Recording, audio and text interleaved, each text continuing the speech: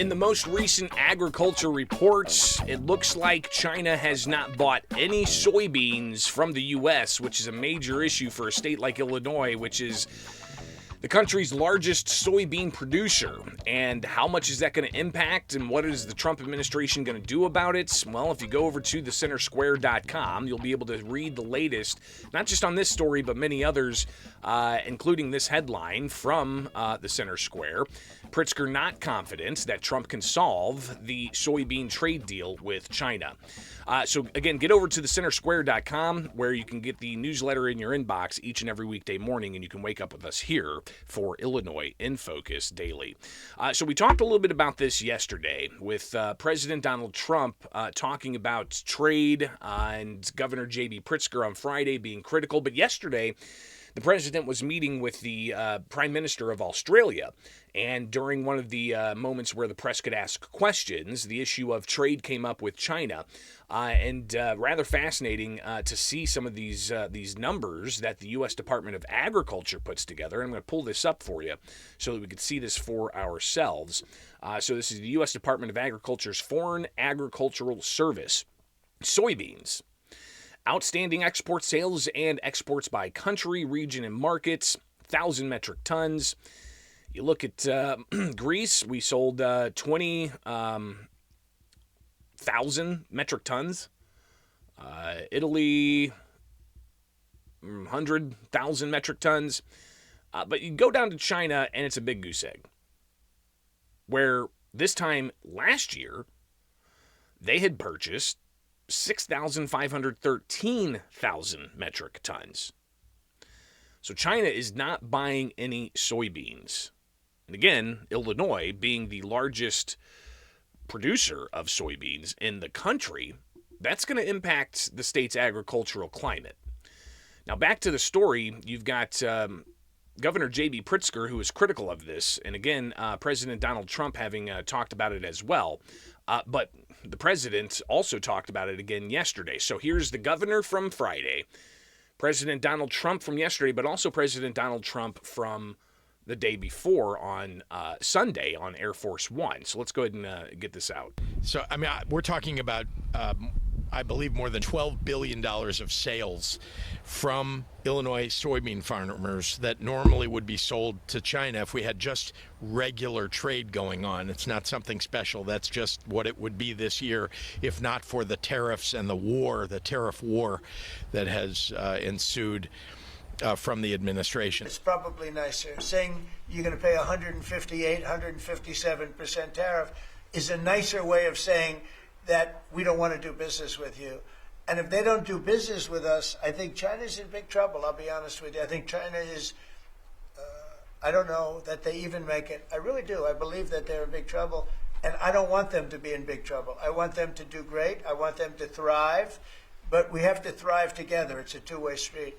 I think when we finish our meetings, and it's going to be a big deal. Look, I'm meeting with a lot of other countries, but this seems to be the one that people are very interested in. I think when we finish our meetings in South Korea, China and I will have a really fair and really great trade deal together. I want them to buy soybeans. They stopped buying our soybeans because they thought that was punishment.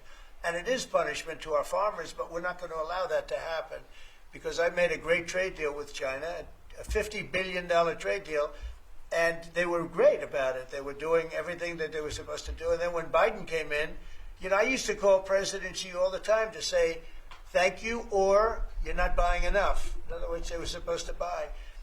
Biden, do you think Biden ever called him? I don't think Biden ever called him. You think Biden lied awake at night thinking about trade with China? He didn't know what he was doing. He was an incompetent president. We had an incompetent president, but you don't have that anymore. So I think we're going to end up having a fantastic deal with China. It's going to be a great trade deal. It's going to be fantastic for both countries. And it's going to be fantastic for the entire world. There isn't a solution to this, but I can tell you it's abominable that the federal government is providing $20 billion to bail out the Argentine economy, and that has allowed Argentina to now trade their soybeans with China. And we're talking about replacing almost all of what Illinois would have provided. And it's, again, because they've prioritized in Washington the foreign government of Argentina over the farmers of Illinois. Argentina's fighting for its life, young lady. You don't know anything about it. They're fighting for their life. Nothing's benefiting Argentina. They're fighting for their life. You understand what that means? They have no money. They have no anything. They're fighting so hard to survive.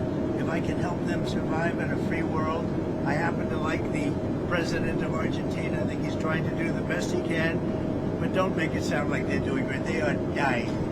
All right? They're dying. What do you mean?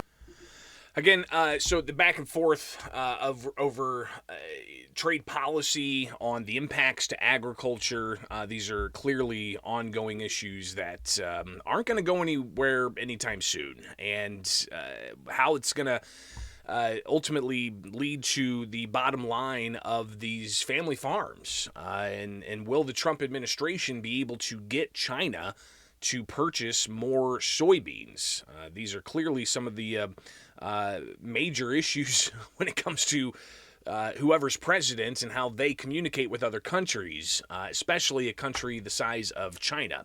Now, again, the president is confident that he'll be able to get a deal because he slapped on 157 or 158% tariffs, and he says that sends the message we don't want to do business with you. But if that's the case, then you've got the possibility that this trade war can continue.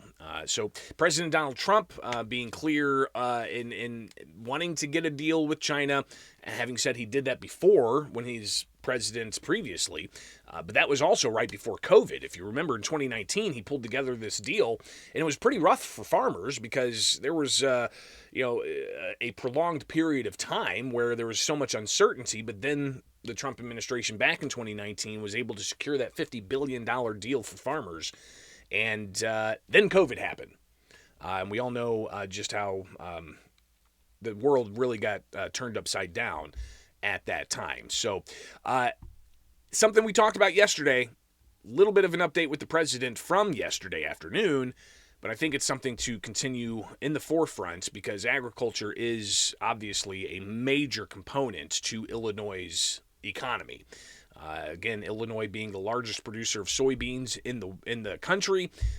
We also have a lot of exports for corn and a variety of other things. So it's one of those points where we've got to stay on top of it to keep you guys posted on how all of this is playing out. All right, it is Illinois in Focus Daily. Be sure to go to the website to get the latest, again, at thecentersquare.com, where you can see what the headlines are in Illinois and beyond. But get the newsletter in your inbox at thecentersquare.com. Each and every weekday morning, we're here with you for the Center Square. So greatly appreciate you guys being here. And be sure to share it up with your friends as well. All right, it's Illinois in Focus Daily.